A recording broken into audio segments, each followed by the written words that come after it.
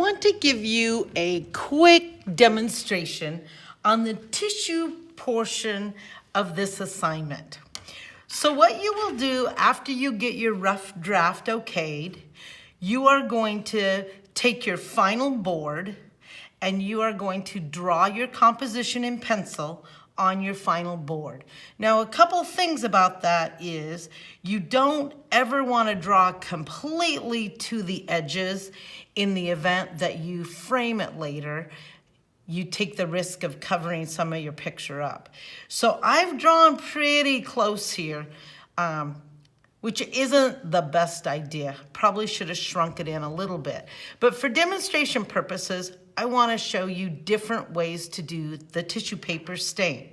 So after your picture is drawn on your board, and you do not need to shade in the values at this point, you will hopefully be capturing lots of different shading and valuing with your dots and with your using lots of dots for darks and fewer dots for light shading. But today's video is how to cover the entire whiteboard with tissue paper. What I am going to suggest you not do is don't take a strip and use a whole strip.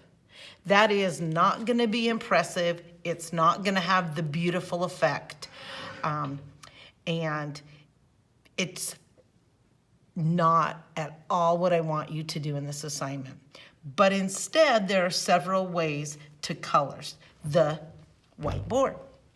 So the first way I'm going to show you is where you take your tissue paper, and here I've taken 3 different colors. I've taken a yellow, a light green, and a darker green.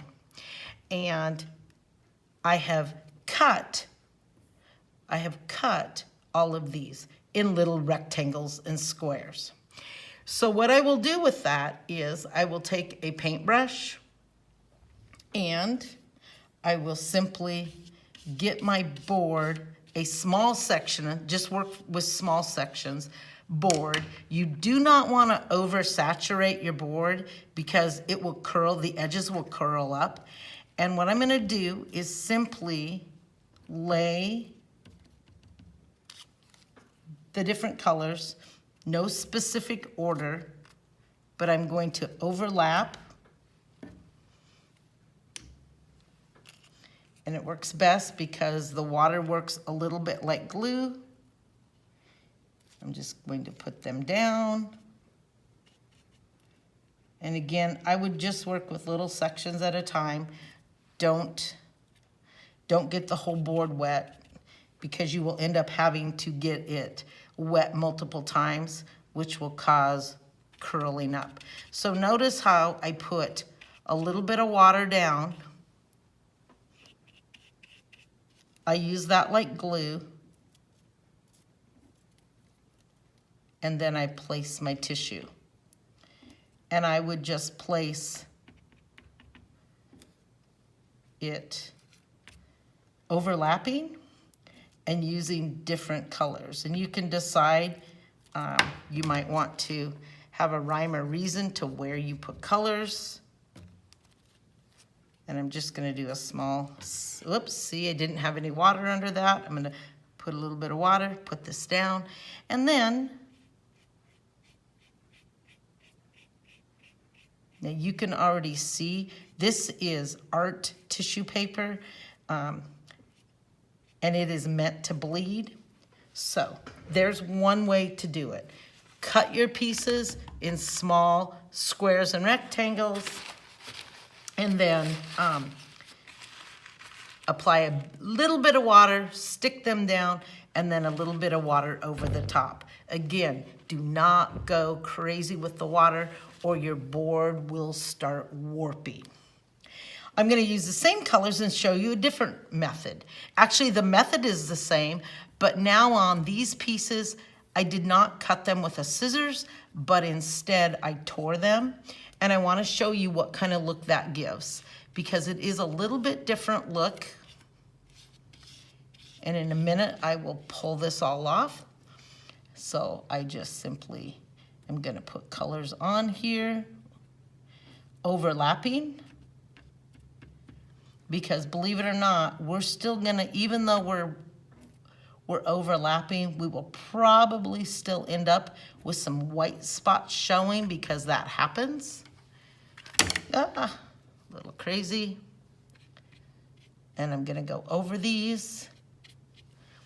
I love using the color yellow with almost any colored tissue paper because it's a super good blending color.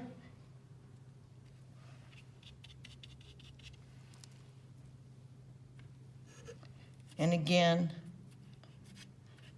I'm using 3 colors on this. I'm using, there's the middle, kind of a light green. I'll put a dark green on here.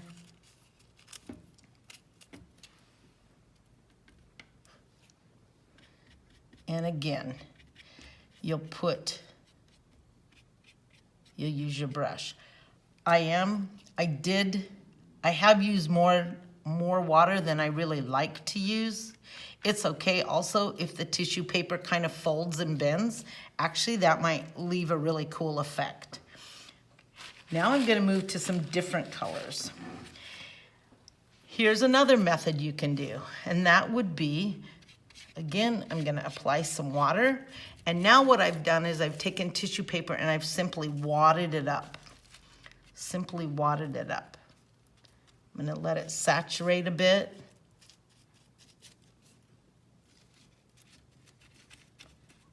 And it's wadding.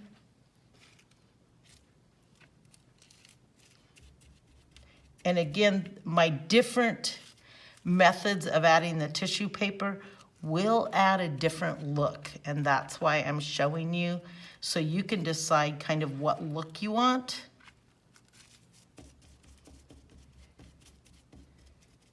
Now, this one I'm going to pull up and I'm going to begin blotting. I would say this method probably goes a little faster.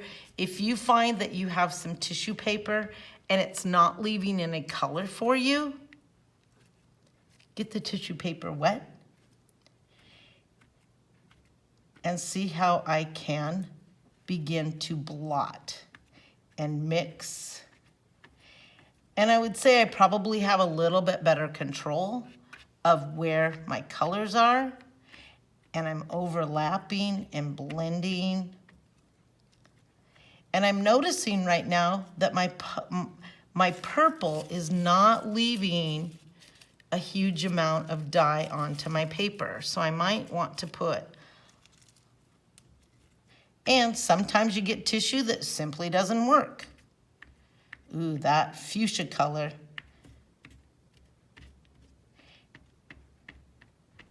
So there's a look there.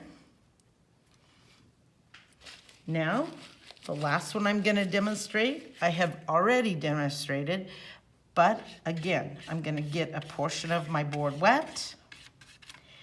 Now I have ripped my tissue, and I'm simply going to pile it on top of each other. Again, your fingers will get dye, tissue dye on them. It will eventually come off.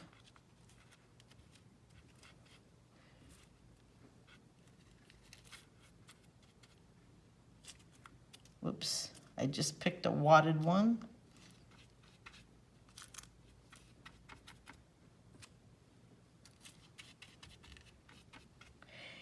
Now you may ask me the question of, well, how long do I leave these on? Again, really, that's up to you. You may leave them on overnight and pull them off a different day, or you might decide that you're so curious you want to pull them off instantly. I am going to pull them off instantly. You will notice in this, I call this the dabbing method. You will notice that you pull off right away and you kind of see what you get. What I'm gonna do now though is I'm going to pull off This one here, this is the cut pieces. You do not leave the tissue on. Whoops. I'm getting kind of slobby here. I might just simply take a little sharper edge if I need to pull off the tissue. You do not leave the tissue on. And the other thing that you don't do is if your paper is at all wet, do not start the stippling process.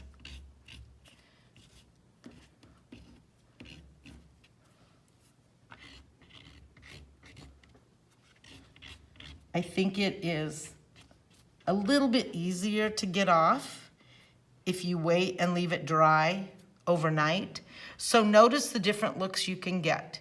You can get, this doesn't show it, but often when you do the cut pieces, you will see straight lines. And sometimes that's desired. A lot of times it's not desired. This and this is a different way of application. Looks similar, but what I do love is yellow gives some really good blends. Here, these two processes are the same. That's where you tear your tissue, you apply water, the tissue, and water over the top. This one here is the third way, and that's where you simply wad. Now notice this tissue is still wet, but I can still, there's lots of dye in the tissue. So you can keep going and going and going with that. If you find out that you've run out of tissue and you need more, do not hesitate to come into the school and get more. I would say the dabbing is probably the fastest, and you can kind of control your colors because you're pulling it up right away. So that is the process that you do in applying. Rules are, I want you to cover your entire whiteboard and do not do any felt pen dotting while the board is wet. So if you have dyed the board today, you won't start dotting until tomorrow. It needs a good drying process or your dots will go blah all over your paper. So what I want you to do is look at what happens. You may even, on your board or a piece of just white paper, you may decide to experiment before you put it on your final. But again, look at the looks, and there isn't a lot of drastic difference here. Probably if I did a larger area, there would be. But take a look and practice a bit with a little tissue to get the desired look you want.